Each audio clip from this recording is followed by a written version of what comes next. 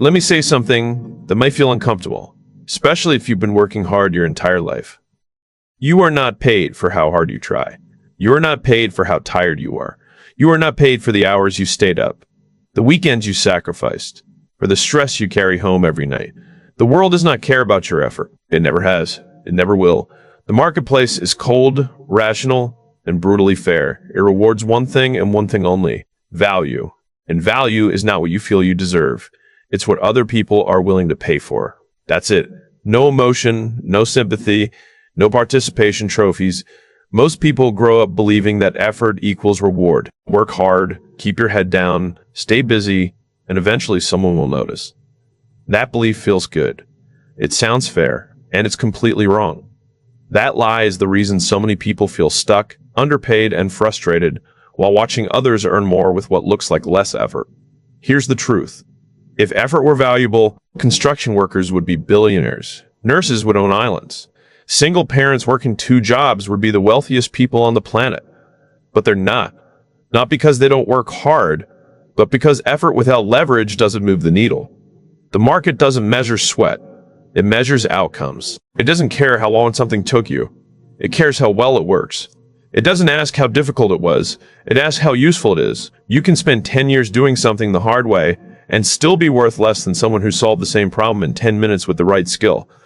This is where people get angry, because effort feels personal. It feels like identity. When someone tells you effort doesn't matter, it sounds like they're saying you don't matter. That's not what this is. Your effort matters to you. Your discipline matters to your character. But your paycheck is tied to the value you curate for others. Once you understand this, everything changes. You stop trying to be the hardest worker in the room and start trying to be the most useful. You stop asking, how much time did I put in? And start asking, what problem did I solve? You stop chasing exhaustion and start chasing impact. Because at the end of the day, the world doesn't reward effort. It rewards results. And the sooner you accept that, the sooner you can stop being busy and start being paid. Most people believe effort has value because effort is visible to them. They feel the hours, they feel the fatigue, they feel the sacrifice, they feel the stress in their mind. Effort must count for something. The problem is the market never sees any of that. The market does not sit next to you while you struggle. It does not watch you stay up late. It does not care how many times you failed before you succeeded. All that effort exists only in your head, and anything that exists only in your head, has zero monetary value. Value is created when someone else benefits. Effort is consumed internally. That distinction matters more than most people want to admit. You can work hard all day on the wrong thing and produce nothing of value. You could also do something that looks easy from the outside and generate massive results. The market will pay the second person more every single time, even if the first person worked 10 times harder. Think about it this way. If effort were valuable on its own, then intention would be enough. Wanting to help would be enough. Trying your best would be enough. But nobody pays for intention. Nobody pays for trying. They pay for outcomes that improve their life, save their time, reduce their risk, or increase their status. If your effort does not translate into one of those outcomes, it is economically irrelevant. This is why people feel offended when they hear this idea. Because it challenges a deeply emotional belief. People want effort to matter because effort feels fair. Value feels unfair because it creates unequal outcomes. 2 people can work equally hard and end up in completely different places. That feels wrong emotionally, but it is how reality works. The market operates on results, not morality. It does not ask who deserves more. It asks who delivers more. And delivery is measured externally, not internally. The customer does not care how hard it was for you to create the solution. They care that the solution works. If 2 people solve the same problem and one does it faster, cheaper, or better, the market will reward that person more, regardless of how much effort was involved. This is why effort is invisible. There is no scoreboard for struggle. There is no meter that tracks how exhausted you are. There is no bonus for difficulty. Difficulty is your problem, not the customer's. The customer only experiences the result. And results are clean, simple, and measurable. Look at any high-paying skill and you will see the same pattern. The value is not in how hard it looks. The value is in how reliably it produces outcomes. A surgeon is paid not because surgery is hard, but because the outcome matters. A software engineer is paid not because coding is stressful, but because the product scales. A closer is paid not because selling is uncomfortable, but because revenue appears. When people say they are underpaid, what they usually mean is that they are overestimating the value of their effort. They believe their sacrifice should count as currency. It does not. The market does not convert pain into profit. It converts utility into payment. This realization can either make you bitter or free. Bitter if you cling to the idea that effort should be rewarded. Free if you accept that effort is simply a tool to create value, not the value itself. Once you accept that, you stop wasting energy proving how hard you work and start focusing on what actually moves the needle. This is also why being busy is dangerous. Busy creates the illusion of progress. You feel productive because you are tired. But tired is not a metric. Output is a metric. Impact is a metric. Impact is a metric. Revenue is a metric. If your effort does not move those numbers, it is noise. The highest earners are not obsessed with effort. They are obsessed with leverage. They ask different questions. How can I create more value with the same effort? How can I solve a bigger problem? How can I make my work compound instead of reset every day? These questions feel uncomfortable because they force accountability. You can no longer hide behind hard work. You either produce value or you do not. This is why the market feels harsh to people who confuse effort with worth. They take low pay personally. But pay is not a judgment of character. It is a reflection of value delivered. Once you separate those two, you can improve without resentment.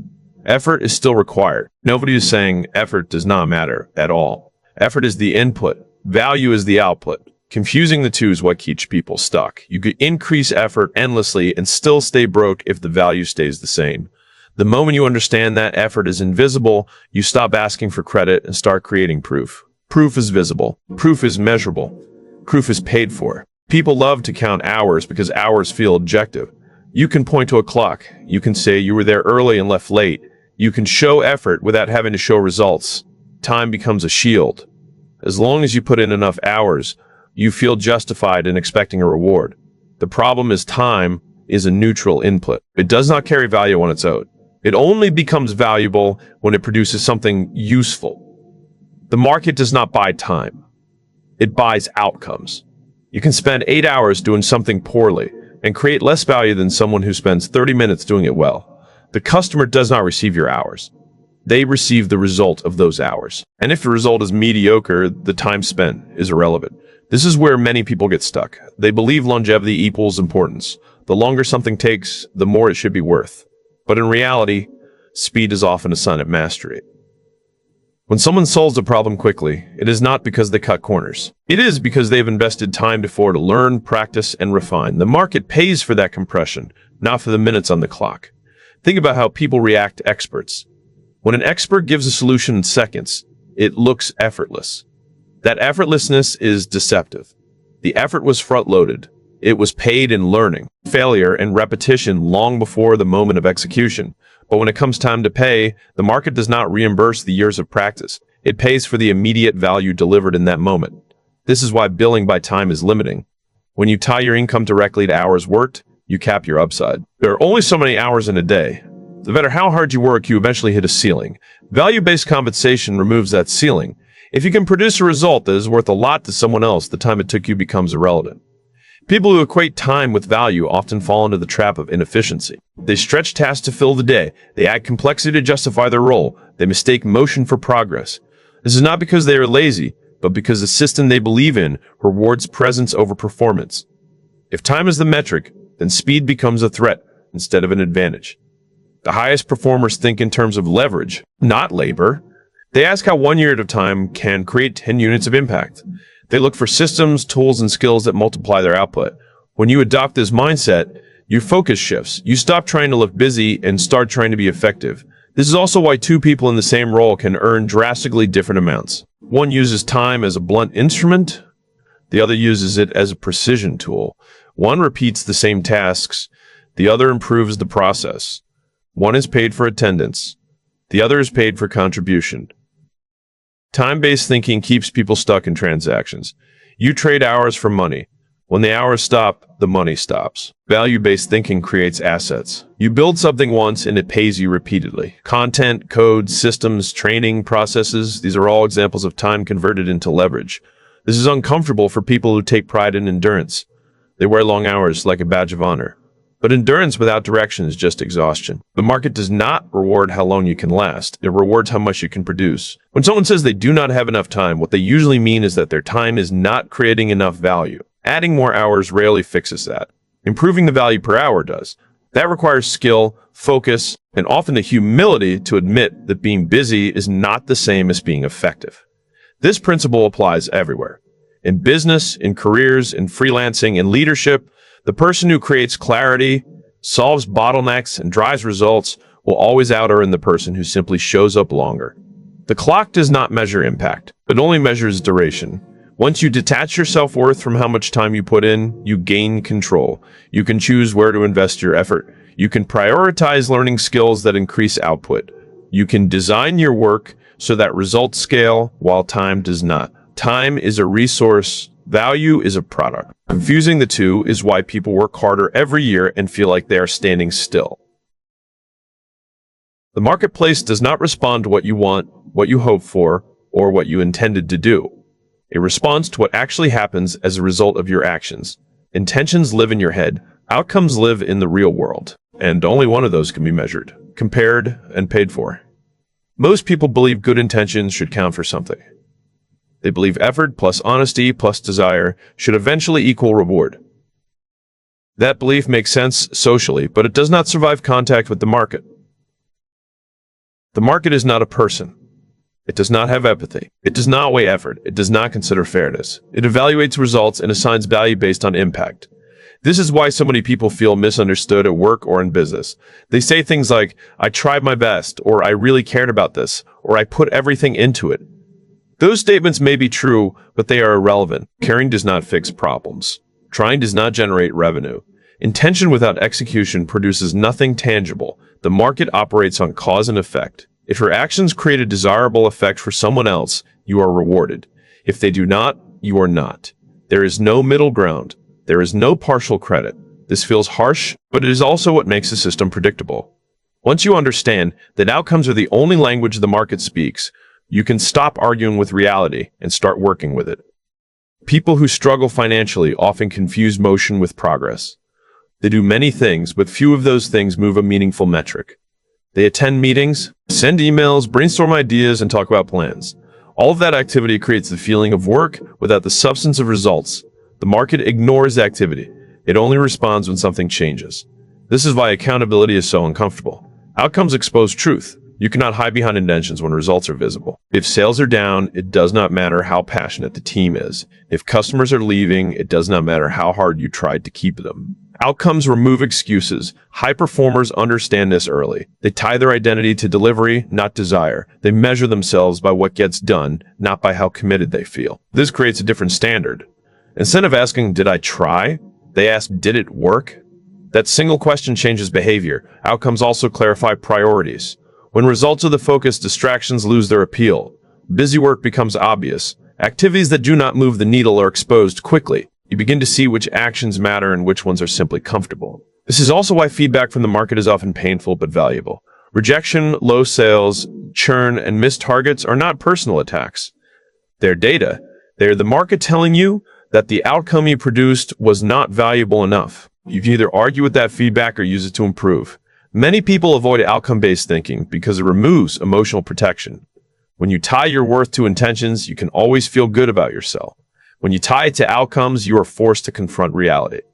But reality is the only place growth happens. Marketplace rewards people who reduce uncertainty. If you can consistently produce a result, you are valuable. Reliability beats enthusiasm every time. Someone who delivers average results consistently will often outperform someone who promises excellence and delivers unpredictably. This is why guarantees, track records, and proof matter so much. They are signals of outcome.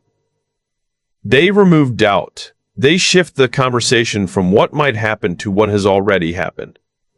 The more proof you can show, the less convincing you need to do. When you accept that outcomes are the only currency, your behavior changes. You become more disciplined. You track results. You iterate faster. You stop defending yourself and start adjusting your approach. You take responsibility instead of making excuses.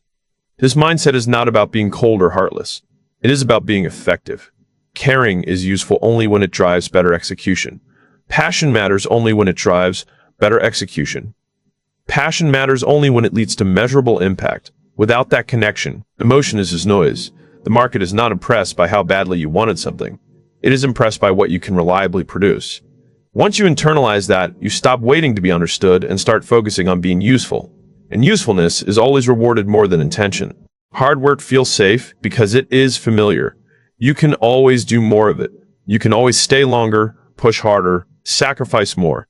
Skill development feels uncomfortable because it exposes gaps. It forces you to confront what you cannot yet do. That discomfort is exactly why skill leverage beats raw effort every time. Effort scales linearly. 1 hour of work produces 1 hour of output. Still changes the equation. The same hour, applied with higher skill, produces exponentially better results. Two people can apply the same effort and get radically different outcomes because one has skills that multiply the impact of their actions. This is why the most skilled people often appear to work less. They're not avoiding effort. They're applying it where it matters most. They know which actions produce outsized results and which actions are busy work. Skill creates precision. Effort without skill is blunt force. Think about leverage in simple terms. A lever allows a small amount of force to move a heavy object. Skill works the same way. Communication skill can turn a conversation into a contract. Analytical skill can turn data into strategy. Technical skill can turn a data into a product. In each case, the effort required is minimal compared to the value created. People who rely only on hard work eventually hit a wall. They run out of time, energy, and motivation. There are physical limits to effort. Skill has no such ceiling. The better you get, the more value you can create with the same or less effort. This is why skill compounds while effort exhausts. The market recognizes this difference instantly. It pays for capability, not struggle. Someone who can solve a difficult problem efficiently is more valuable than someone who struggles through it slowly. Difficulty does not increase price. Effectiveness does. This is why learning the right skills is more important than being the hardest worker in the room. Skills that create leverage allow you to produce results that are disproportionate to the effort invested. Sales, negotiation, systems thinking, coding, leadership, and decision-making are all examples of skills that amplify output. Many people avoid skill building because it requires delayed gratification. You put in effort up front without immediate reward. Hard work gives instant validation. You feel productive right away. Skill building feels slow because the payoff comes later, but when it comes, it lasts. This is also why people confuse talent with luck. They see someone produce results effortlessly and assume it came naturally. What they do not see is the years of focused practice behind that ease. Skill hides effort by compressing it over time. The difference between amateurs and professionals is not how hard they work on a given day. It is how they have invested their effort over years. Amateurs spend their energy reacting. Professionals spend it refining. One burns calories, the other builds leverage. When you develop skills, your options expand. You are no longer limited to trading time for money. You can teach, consult, build, automate, or scale. Skill creates optionality. Effort alone creates dependency. This principle applies across every field. In fitness, technique beats intensity. In business, strategy beats hustle. In communication, clarity beats volume. In leadership, judgment beats force. In each case, the skilled approach produces better outcomes with less waste. The uncomfortable truth is that many people hide behind effort because it protects their ego. If they fail, they can say they tried. Skill-based performance removes that safety net. If you fail, it means you need to improve. That is harder to accept, but it is also more empowered. Skill leverage also explains income gaps. People doing similar work can earn vastly different amounts because their skill level changes the value of their output. One person follows instructions, another improves the system, one executes tasks, another designs outcomes. Once you understand this, your focus shifts. You stop asking how hard you can work and start asking which skills would make your effort more valuable. You become intentional about learning, practicing, and refining. You choose depth over motion. Hard work is not the enemy, it is the fuel. Skill is the engine. Without the engine, all the fuel in the world will not move you very far. Being busy feels productive because it creates motion. Your calendar is full. Your inbox is active. Your to-do list never ends. At the end of the day, you are exhausted. And exhaustion feels like proof. It feels like evidence that you did something meaningful. But fatigue is not a metric. Struggle is not a signal of value. The market does not reward how overwhelmed you are. It rewards what changes because of your work. Most people confuse activity with effectiveness. They believe that if they are constantly doing something, they must be moving forward. In reality, movement without direction is just noise. You can be busy all day and still be standing in the same place. The market does not care how many tasks you completed. It cares whether any of those tasks produced a meaningful result. This is why struggle is not impressive. Difficulty is subjective. What feels hard to you might be easy for someone else. The customer does not experience your difficulty. They experience the outcome. If the outcome is average, the struggle behind it does not elevate its value. Hardship does not increase price. People often wear stress like a badge of honor. They talk about how little they sleep, how much pressure they are under, how much they are juggling.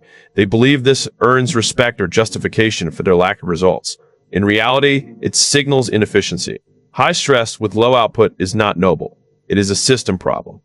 The busiest people are often the least effective. They react instead of plan. They respond instead of design. Their time is consumed by urgent but low-impact tasks. They feel important because they are needed constantly, but neediness is not the same as value. This mindset is reinforced by environments that reward presence over performance. If you are praised for staying late instead of delivering results, you learn to optimize for visibility. You stretch work to fill time, you add complexity to justify effort. Over time, busy becomes your identity. The market does not operate this way. It strips away all that theater. It looks at output and asks a simple question. Did this create value or not? If the answer is no, your effort does not matter.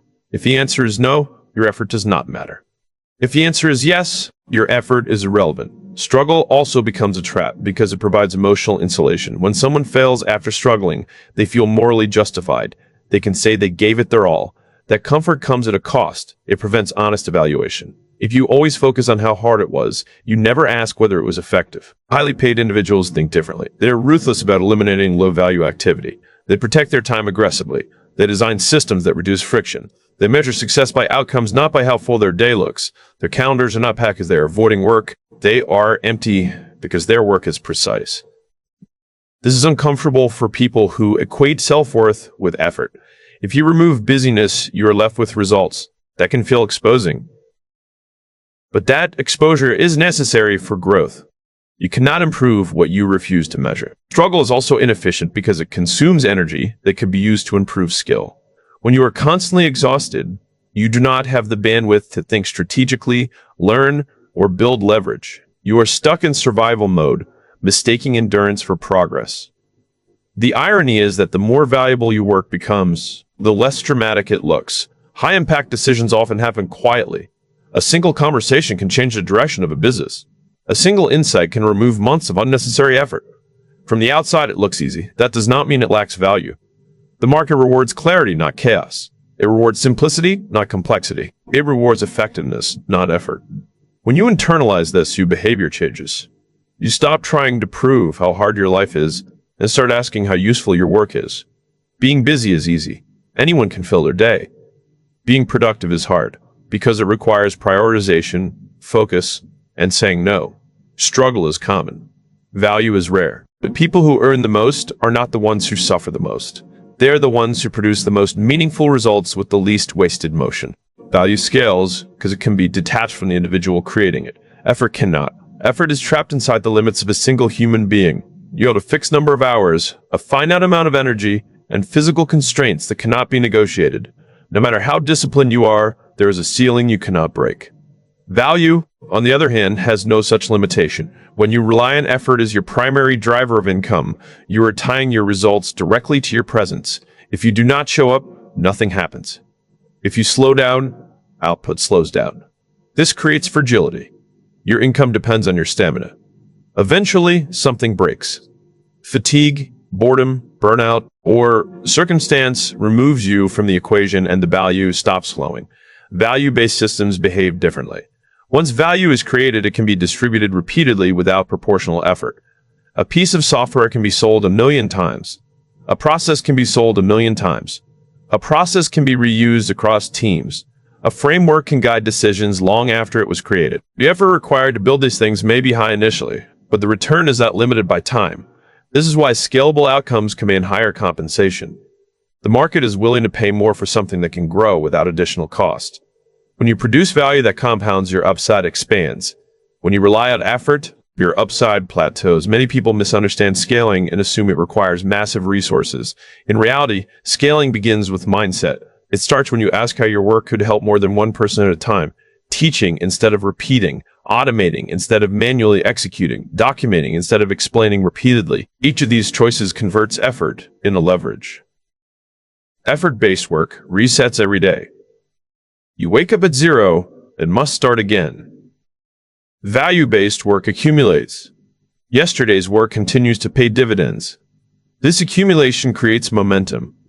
Over time, the gap between those who build value and those who sell effort becomes enormous, even if they started at the same place. This is also why some people appear to advance faster with less visible work. They are not skipping effort. They are concentrating it into assets that grow. The initial phase often looks slower, while others are busy. They are building. The payoff comes later, but it is durable. Effort caps out because it does not multiply. You can only be in one place at one time. You can only handle so many tasks before quality declines. Value multiplies because it can be transferred, copied, and amplified. One insight can guide 1,000 decisions. One system can replace dozens of people. One piece of content can influence millions. The market prices this multiplication aggressively. When you create something that allows others to perform better, faster, or cheaper, you are no longer just contributing. You are enabling. Enablement is far more valuable than participation. This is why roles that design systems, strategy, and structure are paid more than roles that execute tasks. Execution requires effort each time. Design requires effort once and delivers repeatedly. The market understands this distinction intuitively. People who resist this idea often say they're not in a position to scale. That belief usually masks a habit of thinking small. Scaling does not always mean global reach or massive platforms. It can be as simple as improving a process so it works without you, or training someone else to do the work at 80% of your capability while you focus on higher leverage activities. Value scaling also creates freedom. When your income is not directly tied to your time, you gain control over your schedule. You can reinvest effort into learning, improving, and creating more value instead of just maintaining output. The hardest transition is psychological. Letting go of effort as proof of worth feels risky. If you are not constantly working, you might feel lazy or replaceable. In reality, replaceable effort is the least secure position. Replaceable value is what makes you difficult to replace. Once you understand that effort caps and value scales, you stop trying to do more and start trying to build better. You focus on work that survives you, grows without you, and delivers impact far beyond the hours you put in. Income is a reflection of the size and importance of the problems you solve. It is not a reward for how long you work or how much you care. The market assigns value based on pain relieved, risk reduced, or opportunity created. The bigger, more urgent the problem, the more someone is willing to pay for a solution. Most people focus on tasks instead of problems. They ask what they should do next rather than what needs to be solved. Tasks are replaceable. Problems are valuable. Anyone can complete a checklist. Not everyone can diagnose an issue, design a solution, and make it work. When you solve small problems, you receive small compensation. When you solve large problems, compensation increases. This is not arbitrary. A solution that saves someone 10 minutes is worth less than a solution that saves someone $10 million. The effort required may be similar, but the impact is not. This is why two people in the same industry can earn vastly different amounts. One executes instructions, the other removes obstacles. One follows processes, the other improves outcomes. The second person is paid more because they create disproportionate value. The market does not care how difficult the problem felt to you. It cares how important the problem is to the person paying. A problem that keeps a business owner awake at night is worth more than a problem that is mildly inconvenient. Urgency and consequence drive value. Many people avoid big problems because they are uncomfortable. Big problems are ambiguous. They do not come with clear instructions. They carry risk. Small problems feel safe because success is predictable, but safety comes with a ceiling. If you want higher income, you must be willing to take responsibility for outcomes, not just actions. This is why leadership pays more than execution. Leaders are responsible for decisions that affect many people. A single decision can create or destroy value at scale. The effort involved may be minimal compared to the consequences, but the responsibility is immense. Problem solving also requires judgment. Judgment is developed through experience, failure, and reflection. It cannot be automated easily. It cannot be outsourced cheaply. This makes it valuable. When you position yourself as someone who solves meaningful problems, your leverage increases. People come to you not for labor, but for clarity. They trust your decisions. That trust is rare and highly paid. This shift requires changing how you think about your role. Instead of asking what your job description says, you ask what problem you're being paid to solve. Instead of focusing on hours, you focus on outcomes. Instead of waiting for instructions, you identify constraints and remove them. Many people feel stuck because they are excellent at low-level problems. They do them quickly and reliably, but those problems do not move the needle. Mastery of trivial work still produces trivial value. The fastest way to increase income is not to work longer hours, but to move up the problem ladder. Solve problems that involve coordination, uncertainty, or high stakes. These problems require thinking, not just doing. This is uncomfortable because problem solving exposes you. If you fail, it is visible. If you succeed, it is undeniable. There is no hiding behind effort. That is why many people prefer tasks. Tasks protect the ego. Problems test competence. The market rewards those who accept this trade-off. People who consistently take ownership of outcomes become indispensable. They are trusted with more responsibility. More responsibility leads to higher compensation. This principle applies in every field. In business, revenue problems pay more than operational problems. In tech, architecture pays more than maintenance. In sales, closing pays more than outreach. In health, prevention pays more than treatment. The closer you are to the core problem, the more you are paid. Once you understand that income follows problem solved, you stop chasing promotions and start chasing responsibility. You look for issues others avoid. You lean into complexity. Over time, your value increases not because you worked harder, but because you became useful where it mattered most. People do not stay underpaid because they lack opportunity. They stay underpaid because they are emotionally attached to how hard they work. They believe their effort should be recognized, appreciated, and rewarded on its own. When it is not, they feel wronged. That emotional attachment becomes a trap. Effort feels personal. It feels like character. When someone questions the value of your work, it feels like they are questioning you. This makes it difficult to separate feedback about results from judgment about identity. Instead of asking how to increase value, people defend how much they tried. The market does not negotiate with emotions. It does not adjust compensation based on fairness, sacrifice, or intent. When you expect effort to be rewarded, you hand control to external validation. You wait for someone to notice how hard you worked. That waiting keeps you in the same place. Emotional attachment to effort also creates resistance to change. If you have invested years doing something the hard way, it is painful to admit there might be a better way. Improving efficiency can feel like invalidating your past struggle, so people cling to outdated methods, even when they limit income. This attachment shows up in conversations. People say things like, "You don't understand how hard this is," or "I've put so much into this." Those statements are emotionally true but economically meaningless. The market responds to improvement, not justification. Underpayment often persists because people argue for recognition instead of results.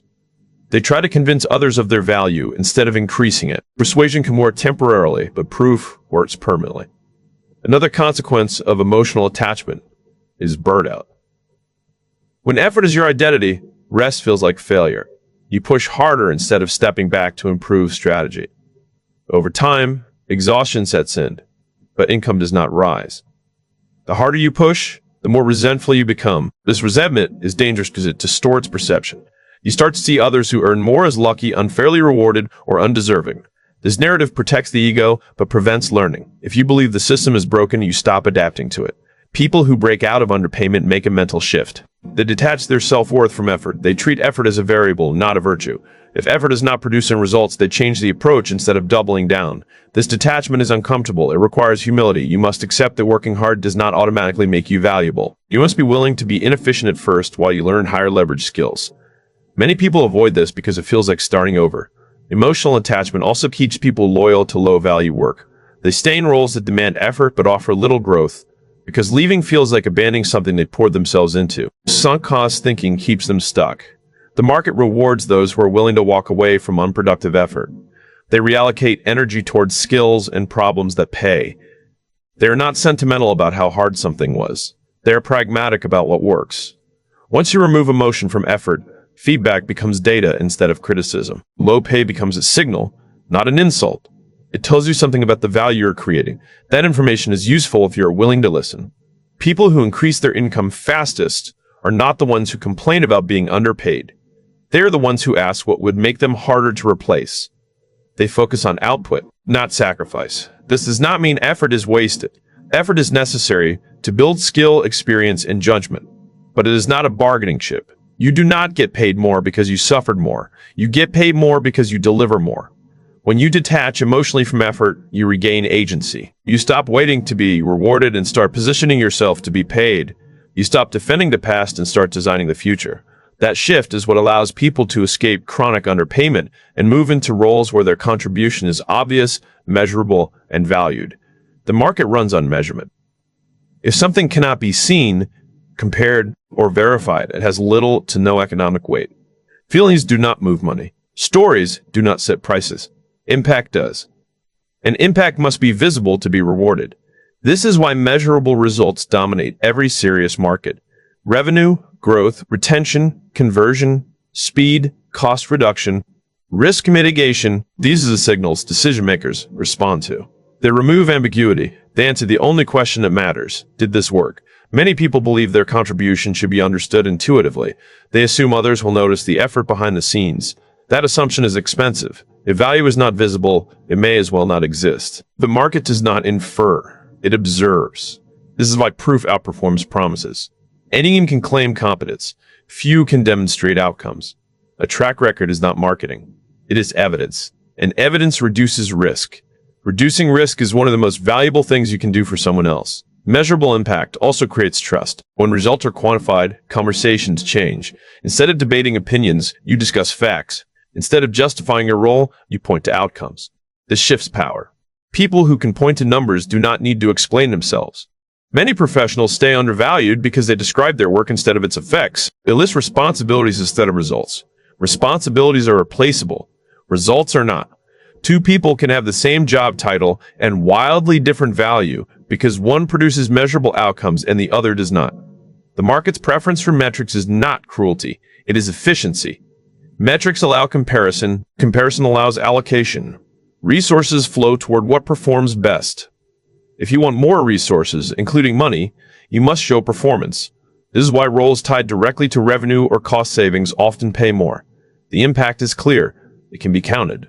Roles with indirect impact must work harder to quantify their value, but the principle is the same. If you cannot show how your work changes a meaningful metric, you are vulnerable. People sometimes resist measurement because it feels reductive. They believe their work is too complex or nuanced to be measured. In reality, complexity is often an excuse to avoid accountability. Everything that matters leaves a trail. Measurable impact also forces prioritization. When you track outcomes, you see which activities matter and which ones are distractions. You stop spreading effort evenly and start concentrating it where it produces results. This focus increases value without increasing workload. The market does not pay for potential. It pays for performance. Potential is invisible. Performance is documented. Once performance is documented, it becomes portable. You can take it with you to new opportunities. It speaks for you when you are not in the room. This is why hirers obsess over metrics. They do not do more work. They do more of the work that moves the right numbers. They understand that the only opinions that matter are those backed by results. Measurable impact also protects you. When outcomes are clear, credit is harder to steal and blame is harder to assign unfairly. Data creates objectivity. It shifts discussions from personality to performance. People who avoid measurement often rely on narratives. They explain why something did not work. They highlight constraints. They emphasize effort. These explanations may be accurate, but they do not increase value. The market does not pay for explanations. It pays for solutions. Once you internalize that measurable impact is the currency, your behavior changes. You define success clearly before you act. You choose projects with visible outcomes. You document results consistently. You speak in numbers, not adjectives. The market rewards those who make value obvious. If you want to be paid more, do not ask to be understood. Make your impact impossible to ignore. Those who understand value control their earning ceiling because they see the world differently.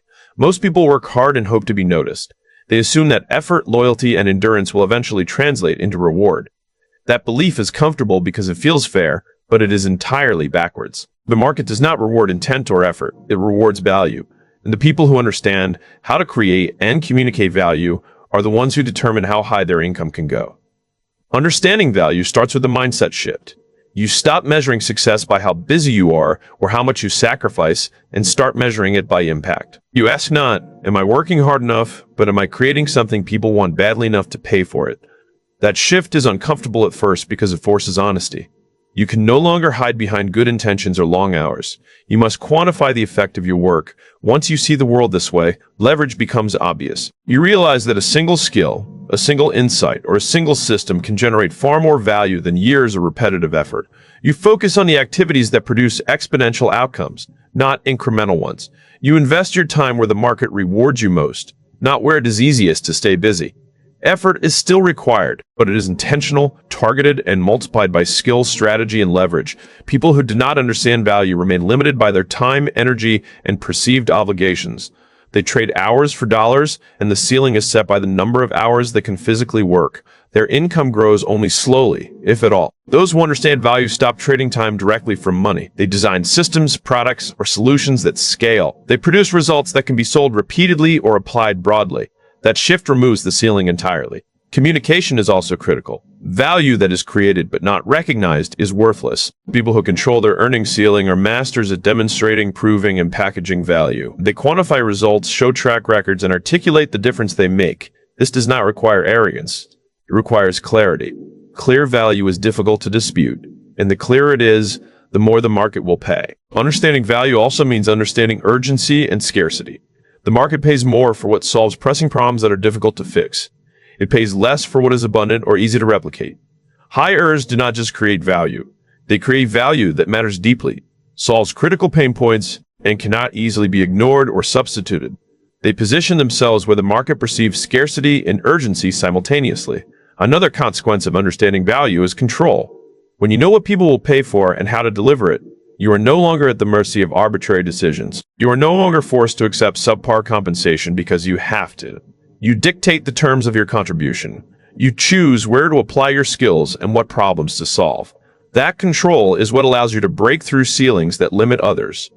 Those who understand value also understand risk and reward. They invest effort where it compounds and avoid work that only maintains status quo.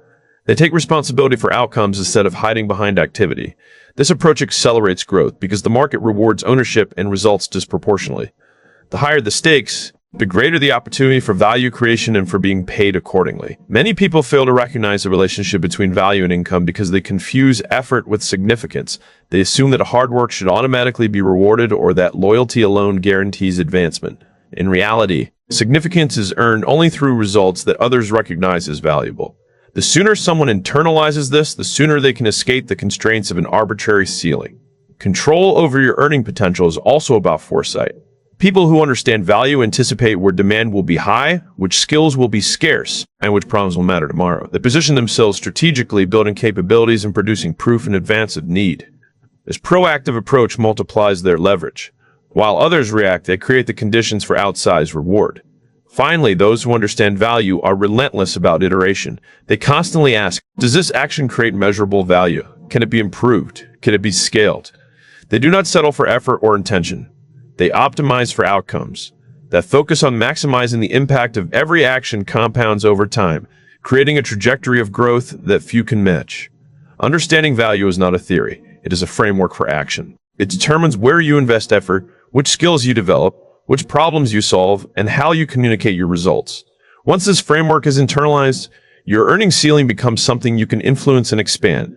You are no longer a passive participant in the system that decides your compensation based on arbitrary factors. You are an architect of your own value, and those who master this approach control not just their income, but the trajectory of their entire career. At the end of the day, effort alone will never determine your worth in the market. The world does not reward struggle, it rewards impact. If you want to be paid what you're truly worth, you must focus relentlessly on creating value that others cannot ignore, proving it in ways they can measure, and leveraging it so it scales beyond your time and energy. Stop chasing validation for effort and start chasing results that matter. When you do that, you don't just earn, you control your earning ceiling.